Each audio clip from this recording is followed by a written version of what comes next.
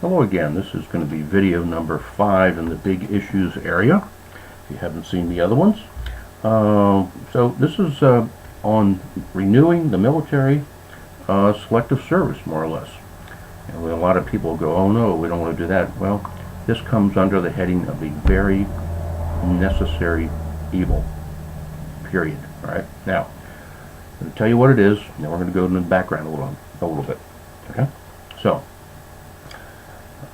in 1976, okay, after the Vietnam War and some things that fall out from that, it was determined to end the selective service program. All right. Actually, I'm starting out with a little background.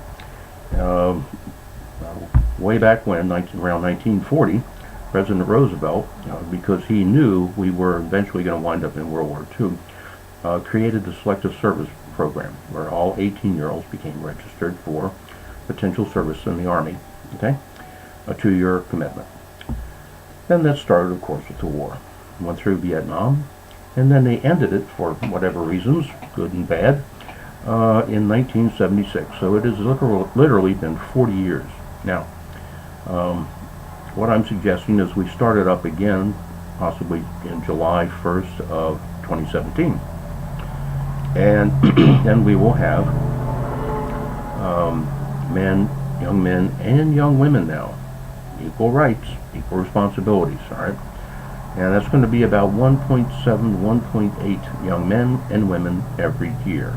Now, what happened in 76, okay, is sure people didn't go in the military and didn't have to worry about going to war necessarily, all right? But instead of having 1.7, 1.8 young men, teenagers, go into the military for 2 years, basically away from their homes, away from their neighborhoods, okay, off to a different place to be in military training and discipline, organization, structure for 2 years, all right?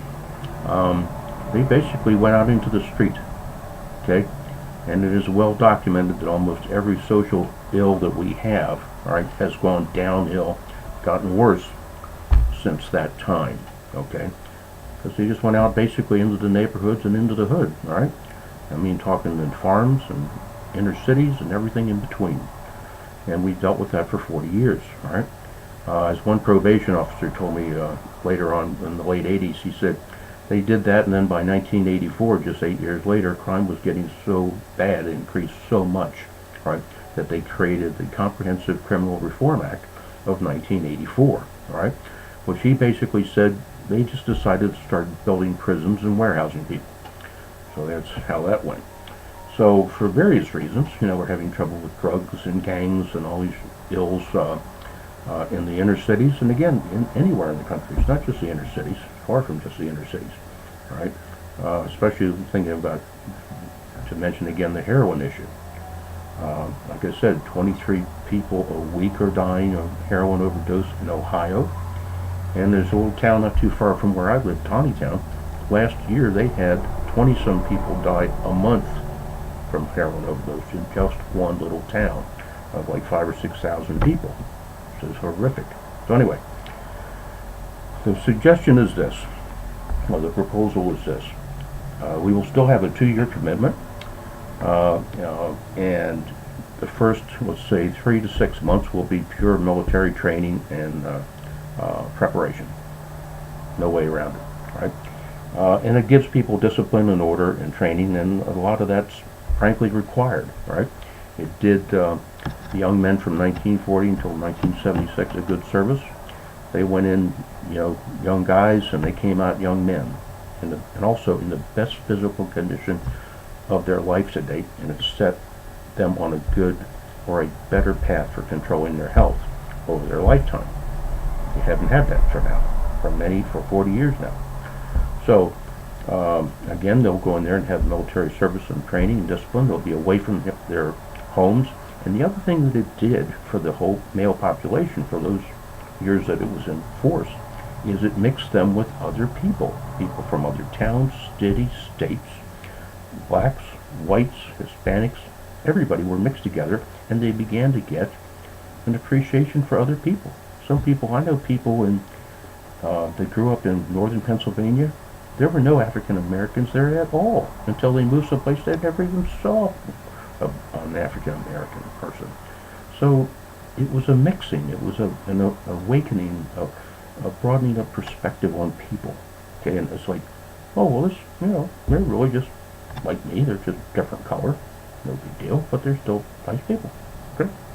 So anyway, that's what we will do at that end. Now the other thing that I plan to do in this, and this again goes to the bigger picture of things. The other 18 months that people are in this service, they will be trained in construction, okay, building, vocations, all right? Somebody goes in the military at 18 and they don't have their GED, they're going to get it before they come out. Done deal, all right? It'll be taken care of. But we have so many public works programs going on that we're going to need this. And again, this is evenly distributed. This could be set up not so much as a national military thing under Department of Defense as such. It could also be set up as an extension of every state's National Guard. All right, really an expansion of the National Guard. And again, every U.S. district, however many U.S. districts a given state has about 750,000 people in it. So some teenage segment of that population, male and female, every month, boom, boom, boom, how often they bring new recruits in, will go into this system. So we're going to have easily 3.5 million people in this on a rotating basis every year, right? And these folks will be used for public works programs, roads, bridges, and they could be open that. We could set this up with the construction industry. Okay, keep the prices down. They wouldn't be in military work all the time. They would be building their credits towards their GI Bill, their college funding, their GI Bill, and this is a good thing overall. Okay, there aren't that many bad things to it. All right. Also, you think of all the gangs and drugs that are going on around this country. We're going to take the 18 to 20-year-olds out of that mix. Anyone that drops out of high school or before 18 will go into a function which is pre-National Guard, let's say.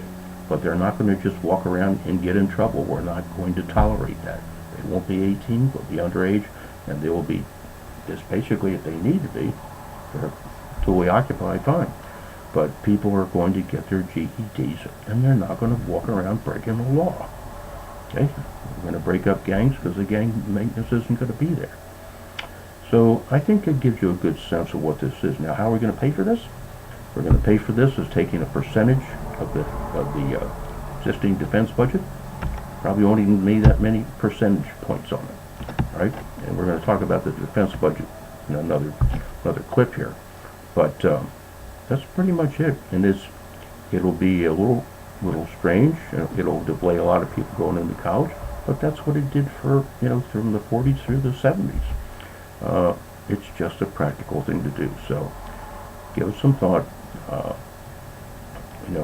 We can, as we talk about war and things, people say, well, if they go in there, they're going to go off to war. Well, thanks to the Bush administration, the people in the National Guard who were really never supposed to go off to foreign wars were drafted. And that's because Bush Cheney didn't have the guts to really start the draft in order to support the Iraq war that Cheney put us into.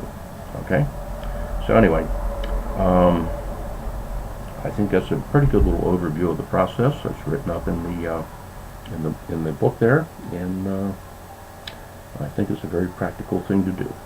So that's all on that, and we got one more to talk about, which is really cracking down on violent crime. Not a bad idea. Take care. See you next time.